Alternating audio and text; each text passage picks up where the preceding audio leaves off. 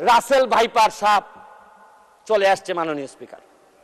এই সাপ আসার কারণে সরকারে যখন সাপ আসে প্রকৃতিতে বেজি থাকে, এই বেজি করে কি সাপরে নিয়ন্ত্রণ করে, কিন্তু এই সরকারে দেখা যাচ্ছে বিভিন্ন জায়গায় রাসেল ভাইপার আছে কিন্তু বেজি ওই পরিমাণ নাই যে এই সাপরে ধরবে। মাননীয় স্পিকার, আপনি দেখেন এই আমাদের প্রতিষ্ঠানগুলা কত দুর্বল হয়ে গেছে। আমাদের প্রতিষ্ঠান একজন ভদ্রলোককে দুদক ধরতে পারে নাই, একজন ভদ্রলোককে এনবিআর ধরতে পারে নাই, বাংলাদেশ ফাইন্যান্সিয়াল ইন্টেলিজেন্স ইউনিট ধরতে পারে নাই, আর এনবিআর এর মতিউর রহমানকে ধরলে একটা ছাগল ছাড়াই এই লোককে তো আপনি আনতেই পারতেন না।